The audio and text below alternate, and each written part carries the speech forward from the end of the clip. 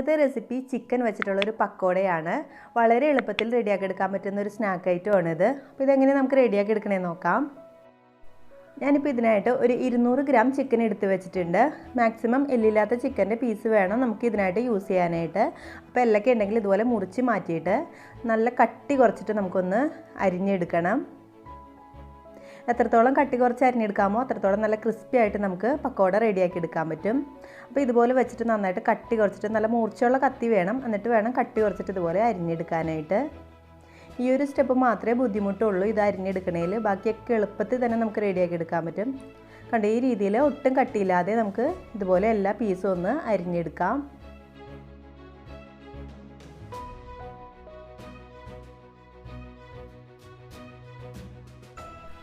ഇപ്പോൾ ചിക്കൻ്റെ പീസൊക്കെ അതുപോലെ എല്ലില്ലാതെ ഒട്ടും കട്ടിയില്ലാതെ തന്നെ അരിഞ്ഞെടുത്തിട്ടുണ്ട്. ഇനി നമുക്കിത് മാറ്റി വെച്ചിട്ട് ഒരു ബാറ്റർ റെഡിയാക്കി എടുക്കണം. ഇതൊന്ന് മുക്കി പൊരിച്ചെടുക്കാനായിട്ട് ഒരു പാത്രത്തിലേക്ക് ഞാൻ 1.5 ടേബിൾ സ്പൂൺ കോൺഫ്ലവർ ചേർത്ത് കൊടുക്കുന്നുണ്ട്. അതുപോലെ 1.5 ടേബിൾ സ്പൂൺ മൈദപ്പൊടിയും കൂടി ചേർത്ത് കൊടുക്കുന്നുണ്ട്.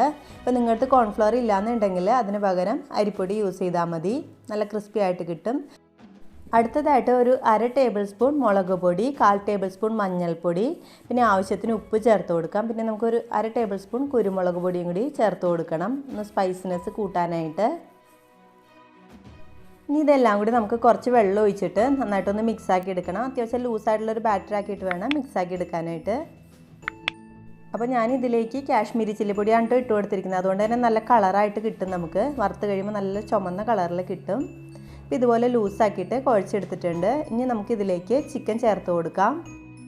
നന്നായിട്ടൊന്ന് മിക്സാക്കി കൊടുത്ത ശേഷം നമുക്കിതൊരു 10 മിനിറ്റ് മാറ്റി വെക്കണം. ഇതിലേക്കൊന്ന് ഉപ്പും എരിവൊക്കെ പിടിക്കാനായിട്ട്. പെട്ടെന്ന് തന്നെ ഉപ്പ് എരിവൊക്കെ പിടിക്കും, കാരണം ഒട്ടും കട്ടിയില്ലാത്ത പീസായിട്ടാണ് നമ്മൾ ചിക്കൻ അരിഞ്ഞെടുത്തിരിക്കുന്നത്. ഇതൊന്ന് നമുക്ക് മാറ്റി വയ്ക്കും. ഇപ്പോൾ ചിക്കൻ പക്കോട വറുക്കാനുള്ള എണ്ണ നന്നായിട്ട് ചൂടായിട്ടുണ്ട്. ഇനി നമുക്കിതിലേക്ക് ഓരോ പീസായിട്ട് സെപ്പറേറ്റ് ആയിട്ട് ഇട്ട് കൊടുക്കണം. ഒരുമിച്ച് ഇടരുത്, ഒരുമിച്ച് ഇട്ട് കഴിയുമ്പോൾ ഒട്ടിപ്പിടിച്ചിരിക്കാനുള്ള ചാൻസസ് ഉണ്ട്. അതുകൊണ്ട് തന്നെ ഓരോന്നായിട്ട് ഇതുപോലെ ഇട്ട് കൊടുത്താൽ മതി. എന്നിട്ട് ഇട്ട് അപ്പം തന്നെ ഇളക്കാനായിട്ടും പാടില്ല. ഒന്ന് ജസ്റ്റ് ഒന്ന് 2 മിനിറ്റൊക്കെ കഴിഞ്ഞതിന് ശേഷം മാത്രം ഇളക്കിയിട്ട് മറിച്ചിട്ട് കൊടുത്താൽ മതി. ഈ ചിക്കൻ പക്കോട നമുക്ക് എളുപ്പത്തിൽ റെഡിയാക്കി എടുക്കാൻ പറ്റും കേട്ടോ. ഏകദേശം ഒരു 5 മിനിറ്റിനുള്ളിൽ തന്നെ ഈ ചിക്കൻ പക്കോട നമുക്ക് റെഡിയാക്കി എടുക്കാൻ പറ്റും. കാരണം നമ്മൾ കട്ടി കുറച്ചിട്ടാണ് അരിഞ്ഞിരിക്കുന്നത്, അതുകൊണ്ട് തന്നെ പെട്ടെന്ന് തന്നെ വെന്ത് കിട്ടും. നമ്മുടെ വീട്ടിലേക്ക് എപ്പോഴും ചിക്കൻ വാങ്ങിക്കുമ്പോൾ കുട്ടികളുള്ള വീടുകളൊക്കെ ആണെങ്കിൽ കുറച്ച് നല്ല പീസൊക്കെ നോക്കിയിട്ട് അമ്മമാർ മാറ്റി വയ്ക്കും, പിന്നീട് അവർക്ക് വറുത്ത് കൊടുക്കാനോ അല്ലെങ്കിൽ സ്കൂളിൽ കൊടുത്തു വിടാനൊക്കെ ആയിട്ട്. അപ്പോൾ ഇനി ഇതുപോലെ മാറ്റി വയ്ക്കുകയാണെങ്കിൽ ഈ രീതിയിലൊന്ന് ഉണ്ടാക്കി കൊടുത്ത് നോക്കണം. അവർക്ക് എന്തായാലും ഇഷ്ടപ്പെടുന്ന ഒരു ടേസ്റ്റാണിത്. അതുപോലെ തന്നെ ക്വാണ്ടിറ്റിയും കൂടുതലുണ്ടാവും. ഇത് ഉണ്ടാക്കുമ്പോൾ കുറച്ച് ചിക്കൻ എടുത്ത് മാറ്റി വെച്ചാൽ നമുക്കിതുപോലെ വറുത്ത് കഴിയുമ്പോൾ ക്വാണ്ടിറ്റി കൂടുതൽ കിട്ടും.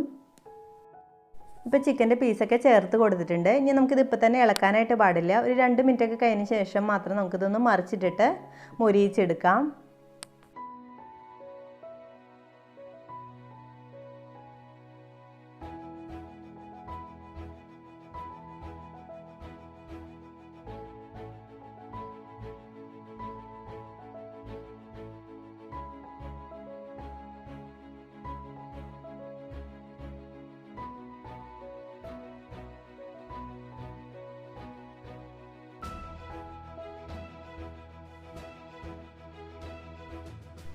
ഇപ്പോൾ നമ്മുടെ ചിക്കൻ പക്കോട റെഡി ആയിട്ടുണ്ട്. 2 സൈഡ് നന്നായിട്ട് മൊരിഞ്ഞിട്ട് നന്നായിട്ട് മൂത്ത് വന്നിട്ടുണ്ട്. ഇനി നമുക്കിത് എണ്ണയിൽ നിന്ന് കോരി മാറ്റിയിട്ട് ഒരു ടിഷ്യൂ പേപ്പറിലേക്ക് ഇട്ട് കൊടുക്കാം.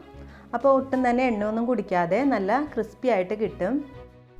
അപ്പോൾ ഇനി വീട്ടിൽ ചിക്കൻ വാങ്ങിക്കുമ്പോൾ കുറച്ച് നല്ല പീസ് നോക്കിയിട്ട് മാറ്റി വെച്ചോളൂ. എന്നിട്ട് ഇതുപോലെ ഒന്ന് എല്ലാവർക്കും ഉണ്ടാക്കി കൊടുത്ത് നോക്കണം. അതുപോലെ തന്നെ പാർട്ടികളിലൊക്കെ ഒരു സ്റ്റാർട്ടറായിട്ട് യൂസ് ചെയ്യാൻ പറ്റിയ ഒരു ഐറ്റമാണിത്. സിമ്പിളായിട്ട് നമുക്ക് എളുപ്പത്തിൽ റെഡിയാക്കി എടുക്കാൻ പറ്റും. അപ്പോൾ എൻ്റെ ഈ ഒരു റെസിപ്പി നിങ്ങൾക്ക് ഇഷ്ടപ്പെടുകയാണെങ്കിൽ ലൈക്ക് ചെയ്യാനും ഫ്രണ്ട്സിനായിട്ട് ഷെയർ ചെയ്യാനും അതുപോലെ തന്നെ കമൻറ്റ് ചെയ്യാനായിട്ടും മറക്കരുത്. താങ്ക്